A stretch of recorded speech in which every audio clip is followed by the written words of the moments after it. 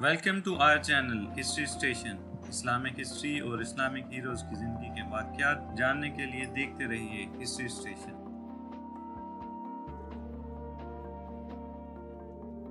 سلطان علاء الدین خوارزم شاہ ایک روز گورخان کے انہی لشکریوں کی تباہی اور بربادی سے متعلق گفتگو کر رہا تھا کہ قصر کے جس کمرے میں وہ بیٹھا ہوا تھا اس کے دروازے پر اس کا چوبدار نمودار ہوا، جھک کر سلطان کو تعظیم دی، پھر کہنے لگا: سلطان محترم، دریائے آمو کے کنارے کے جن علاقوں پر گورخان کے لشکری حملہ آور ہوتے رہے ہیں، وہاں سے ایک بوڑھا شخص آپ کی خدمت میں حاضر ہونا چاہتا ہے۔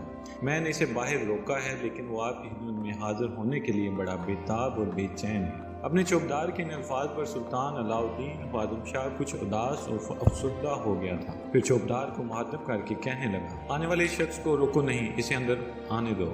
چوبدار پیچھے ہٹ گیا۔ تھوڑی دیر بعد وہ ڈھلی ہوئی عمر کے ایک بوڑھے کو لے کر آیا۔ بوڑھا اس حالت میں تھا کہ اس نے اپنا عمامہ اپنے سر سے اتار کر گلے میں لٹکا رکھا تھا۔ داڑھی اور سر کے بال گرد آلود تھے، چہرے پر ہوائیاں اڑ رہی تھیں۔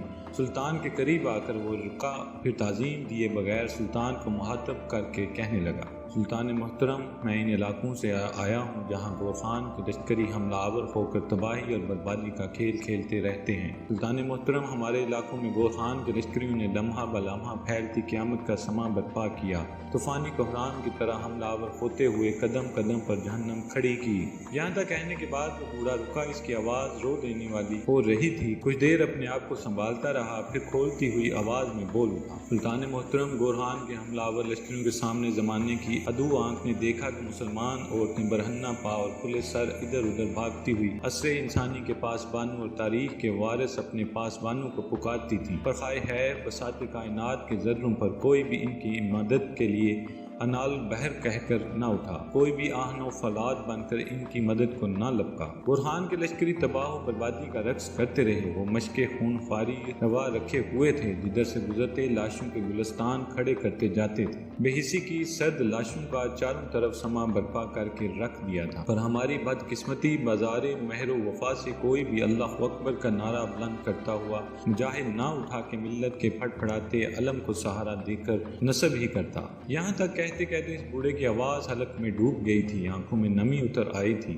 اپنی گفتگو کو جاری رکھتے ہوئے وہ پھر کہہ رہا تھا: سلطان محترم، میں نے اپنی ان گناہگار آنکھوں سے موت کی تپش اور اذیتوں کے سلسلوں میں ماؤں کو سوکھے پتوں سے ٹپکتی آوارہ اداسیوں کی طرح بھاگتے دیکھا، بے چین بھٹکتی خواہشوں کی طرح بیٹیوں کو اپنے آنچلوں، اپنی عصمتوں کی حفاظت کی جد و جہد کرتے دیکھا۔ میں نے ان زخمی بچوں کو بھی دیکھا جو اپنے ہونٹ سے زمین کو رنگین کر رہے تھے۔ سلطان محترم، میں نے گمسم کرب میں ڈوبے ان بوڑھوں کو بھی دیکھا جو اپنے تن کی زنبیل اٹھائے پناہ گاہوں کی تلاش میں مارے مارے پھر رہے تھے۔ یہاں تک کہنے کے بعد وہ بوڑھا سسک پڑا، رو دیا تھا۔ کچھ دیر تک ایسا ہی سما رہا۔ قصر کے اس کمرے میں کھا جانے والی خاموشی طاری تھی۔ سلطان علاء الدین خوارزم شاہ ہونٹ کاٹ رہا تھا اور اس کی آنکھوں میں نمی اتر آئی تھی۔ اس کا جسم غصے اور غضبناکی میں کپ کپا رہا تھا، یہاں تک کہ بوڑھے کی کپ کپاتی آواز پھر قصر کے اس کمرے میں گونجی تھی۔ اذانوں کی گونجتی آوازیں کہیں سے سنائی نہ دیتی تھیں کہ مسجدیں کھنڈر کر دی گئیں، مکتب ویرانوں میں تبدیل کر دیے گئے۔ بوڑھا بیچارہ اپنے دکھ اور غم کے باعث پھر خاموش ہو گیا۔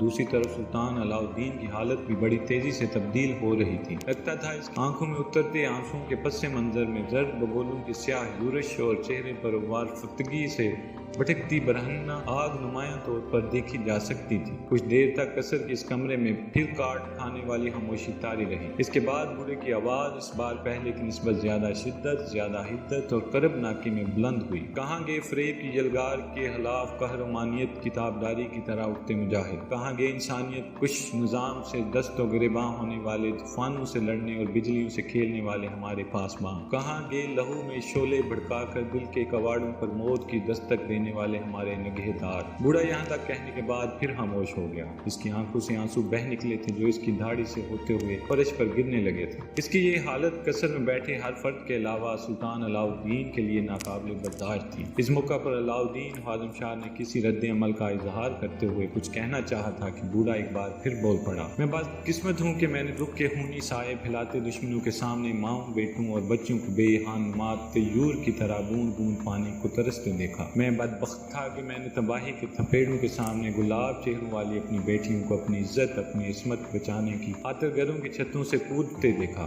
میری بدقسمتی کہ میں دشت پر اشوب کی دز دیدہ مسافتوں کو طے کرتا ہوا یہاں پہنچ گیا۔ کاش میں پتھر ہو گیا ہوتا، کھنڈر مسجدیں، ویران مکتب نہ دیکھتا، اجڑے گھروں، ویران جھروکوں کو نہ دیکھتا۔ ہے کوئی اللہ کا بندہ جو رؤوف رحیم کو مدد کے لیے پکارتا ہوا لوح و قلم کا نمائندہ رسول صلی اللہ علیہ وآلہ وسلم کی شرافت و نجابت کا نمائندہ بن کر اٹھے اور دشمن سے اپنی قوم کی تباہی اور اپنی ملت کی تاراجی کا انتقام لے۔ یہاں تک کہنے کے بعد وہ بوڑھا خاموش ہو گیا تھا، اس کی گردن جھک گئی تھی، تواتر کی سا نکلتے ہوئے آنسو اس کی داڑھی سے پھسلتے ہوئے، یہاں تک کہ گلے میں لٹکے ہوئے اپنے عمامے سے اس نے اپنی آنکھوں اور اپنی داڑھی کو صاف کیا، پھر انتہائی بے بسی میں سلطان علاؤالدین خوارزم شاہ کی طرف دیکھنے لگا تھا۔ اس موقع پر سلطان اپنی جگہ سے اٹھ کھڑا ہوا، شاہ نشین سے پیچھے اترا، وہ اس بوڑھے کے پاس آیا، پہلے سے گلے لگا کر ڈھارس دی۔ سلطان نے اپنے سر پر بندھا ہوا اپنا امامہ اتار لیا، اس سے اس بوڑھے کا سر، اس کی داڑھی صاف کی، پھر انتہائی شفقت و محبت سے اسے مخاطب کر کے کہنے لگا، میرے عزیز گورخان کے لشکریوں نے جو ہمارے علاقوں میں تباہی اور بربادی کا کھیل کھیلا ہے،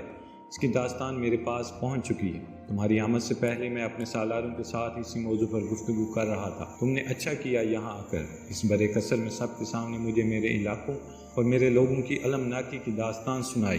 مطمئن رہو، گورخان اگر یہ خیال کرتا ہے کہ وہ ہماری نسبت زیادہ طاقت اور قوت رکھتا ہے اور من مانیاں کرتا رہے گا تو یہ اس کی بھول، اس کی خود فریبی ہے۔ اگر وہ ہمیں بے بسی اور بے چارگی کے خول میں بند کر کے اپنی من مانی شرائط منوانا چاہتا ہے تو یہ اس کے ذہن کا دھوکہ اور فریب ہے، اور خداوند نے چاہا تو عنقریب ہم اسے اس سراب نما فریب سے نکالیں گے۔ میرے عزیز، میں آج تم سے وعدہ کرتا ہوں کہ اگر آج ہم گورخان کو اس کی طاقت اور قوت کے سامنے گھٹنے ٹیکتے ہوئے اخراج ادا کرتے ہیں تو میں اس گورخان پر ایسی ضرب لگاؤں گا کہ اسے اخراج دینے کے بجائے اس سے اخراج وصول کروں گا۔ رہی بات ان علاقوں کی جہاں انہوں نے تباہی اور بربادی کا کھیل کھیلا ہے، تو وہاں جس قدر لوگوں کا نقصان ہوا ہے، ان کے نقصان کی نہ صرف تلافی کی جائے گی بلکہ آنے والے دنوں میں وہ سارے علاقے جن پر گورخان کے لشکری دریائے ام پار کر کے حملہ آور ہوتے ہیں، ان کی حفاظت اور ان کی پاسبانی کا بھی خوب اہتمام کیا جائے گا۔ یہاں تک کہنے کے بعد سلطان علاؤالدین خوارزم شاہ نے اپنے چوکیدار کو بلایا اور اسے حکم دیا کہ وہ اس بوڑھے کو لے جائے اور اس کے آرام و قیام کا اہتمام کرے۔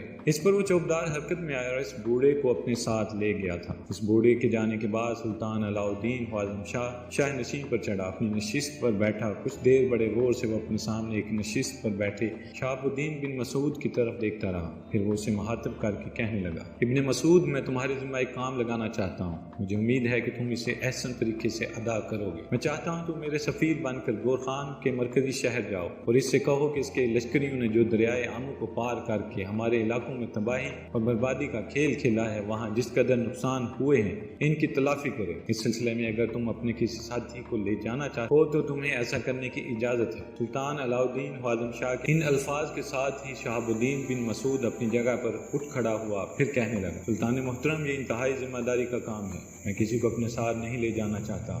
ہو سکتا ہے جب میں آپ کی نمائندگی کرتے ہوئے آپ کا پیغام گورخان کو پہنچاؤں تو وہ برہمی اور ناراضگی کا اظہار کرے، میرے خلاف کسی طرح سے حرکت میں آنے کی کوشش کرے۔ ایسی صورت میں اگر میں کسی کو اپنے ساتھ لے کر گیا تو میرے لیے دشواریاں اٹھ کھڑی ہوں گی۔ اگر گورخان نے میرے خلاف کسی قسم کی تعدیبی کارروائی کرنے کی کوشش کی تو میں اکیلا کسی نہ کسی طرح بچ نکلنے میں تو کامیاب ہو سکتا ہوں، اگر میرے ساتھ کوئی گیا تو میں اس کی حفاظت کرتے ہوئے خود بھی جان سے ہاتھ دھو بیٹھوں گا اور وہ بھی زندہ نہ رہے گا۔ اس بنا پر میں چاہوں گا کہ میں اکیلا گورخان کے پاس جاؤں اور اس سے اپنے نقصانات کی تلافی کا مطالبہ کروں۔ شہاب الدین بن مسعود کی اس گفتگو سے سلطان علاؤالدین خوارزم شاہ خوش ہو گیا تھا، پھر اس نے اپنے وزیر کو حکم دیا کہ شہاب الدین مسعود کو گورخان کے مرکزی شہر کی روانگی کے لیے ضرورت کی ہر شے اور آسائش مہیا کی جائے۔ اس کے ساتھ ہی سلطان نے وہ اجلاس ختم کر دی۔ اگر آپ کو ہماری یہ ویڈیو پسند آئی ہے تو ویڈیو کو لائک کر کے کمنٹ باکس میں اپنی رائے کا اظہار کریں۔ مزید ویڈیوز دیکھنے کے لیے ہمارے چینل کو سبسکرائب کر کے بیل آئیکن کو پریس کر دیں تاکہ ہماری ہر نئی ویڈیو آپ تک پہنچ سکے۔